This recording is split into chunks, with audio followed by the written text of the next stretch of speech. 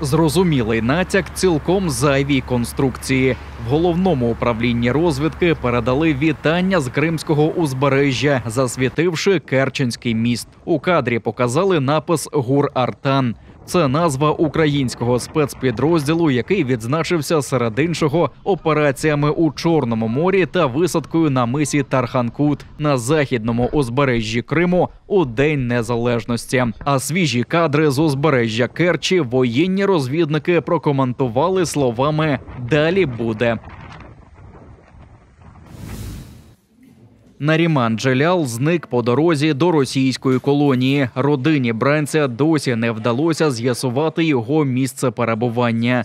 Про це розповіла дружина Нарімана Левіза Джелял. За її словами, бранець не написав і не зателефонував, хоча формально це дозволено під час етапування до в'язниці. Жінка припускає, що російські силовики свідомо обмежують першого заступника голови Меджлісу, щоб чинити психологічний тиск та морально його придушити. Водночас інший незаконно засуджений у тій же справі про диверсію на газопроводі Азіз Ахтемов ще 10 листопада прибув до в'язниці Єнісейська у Сибіру, а його брат Асан Ахтемов прямує дорогою до російської в'язниці у Владимирській області. 3 кримців схопили у вересні 2021 року, коли Наріман Джелял саме повернувся з установчого саміту Кримської платформи у Києві. Після тортур і погроз окупанти звинуватили їх у нібито підриві газопроводу, що живить російську військову частину у Перевальному під Сімферополем. Згодом братам Ахтемовим незаконно присудили по 13 і 15 років колонії суворого режиму, а Нарімана Джеляла покарали 17 роками в'язниці. Я горжусь сыном.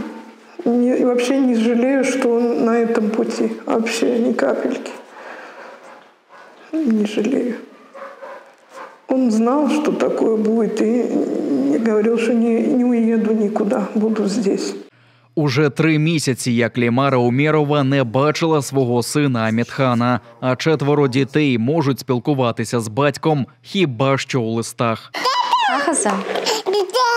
Родину розділили російські окупанти у досвіта 24 серпня. Десяток озброєних силовиків, приховуючи обличчя під масками, вдерлися до оселі Умєрових у Бахчисараї.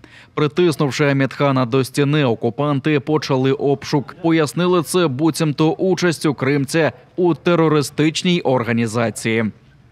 Раньше здесь стояла детская кроватка. Они все перевернули. Более того, я уже не говорю о том, что они нам умудрились в той вот комнате подкинуть книгу. Амітхан розумів, що російські силовики можуть прийти за ним будь-якого дня. Ділиться мати Лімара Ханам. Каже, за її сином давно стежили, але Амітхан до останнього намагався приховати це від рідних. Время от времени он замечал за собой слежку. Потому что даже когда нам он не рассказывал, это мы видели по его поведению. Он всегда смотрел в зеркало автомобиля. И мы думали, что он или объезжал по другой стороне улицы. Приводом для облави і затримання окупанти назвали звинувачення в участі у нібито терористичній організації. Насправді Амітхан Умєров лише намагався допомогти співвітчизникам Кремли у скруті. Підтримував бранців на судилищах, виходив із протестом і допомагав родинам, які через російські репресії опинилися без годувальників. Амітхан, як і його мати, з дитинства чув про кримсько-татарський національний рух. Його дідусь ще у 60-х боровся за повернення народу на батьківщину і став прикладом для онука. Еще училась в старших классах, когда, не знаю, Мустафа Джемилев сидел в тюрьме, и передавали листовки. И мы читали это, отец нам приносил, мы читали это все. И вот всегда гордилась, думаю, надо же, родители воспитали такого сына. И я вот тоже хотела, думаю, если бы у меня будет сын, я тоже бы хотела, чтобы мой сын был похож тоже за народ.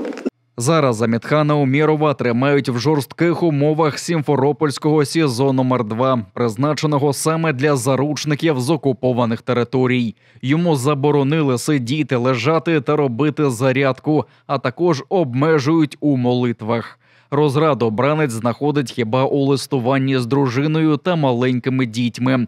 Пише російською, бо рідною кримсько-татарською забороняє тюремна адміністрація, а малечу підтримує малюнками.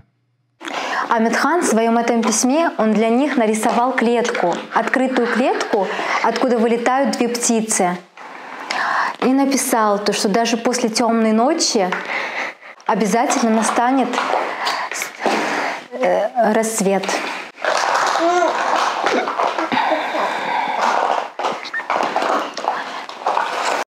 За даними захисників Амітхана Умєрова та ще 5 кримців, затриманих у День Незалежності, росіяни прослуховували упродовж кількох років.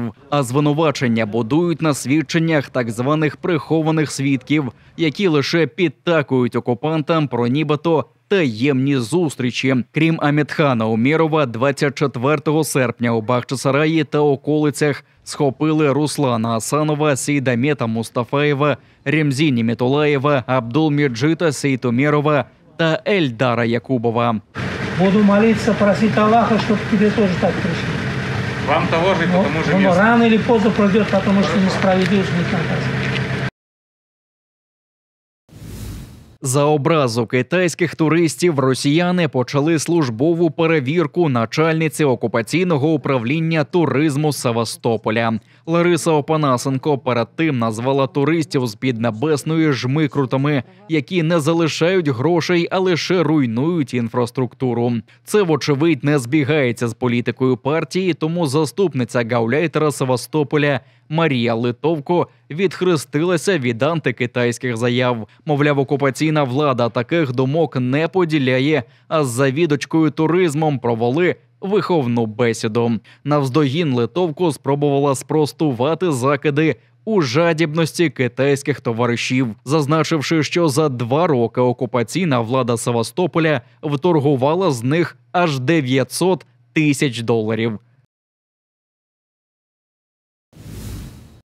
Скіфське золото незабаром повернуть Україні, а борги за його зберігання скасовано. Про це домовилися Міністерство культури та інформполітики і музей Алларда Пірсона у Нідерландах. Це музейні предмети з колекції Центрального музею Тавриди, Керченського та Бахчисарайського історико-культурних заповідників і національного заповідника Херсонес Таврійський. Ще 10 років тому старожитності відправились на виставки у Німеччині та Нідерландах, але через російську окупацію Криму не могли повернутися до музею півострова. Попри усі намагання Росії та маніпуляції за участі окупаційних директорів кримських музеїв, Верховний суд Нідерландів розпорядився повернути 565 предметів до України. На перший час так зване скіфське золото розміститься в Національному музеї історії України у Києві та повернеться на півострів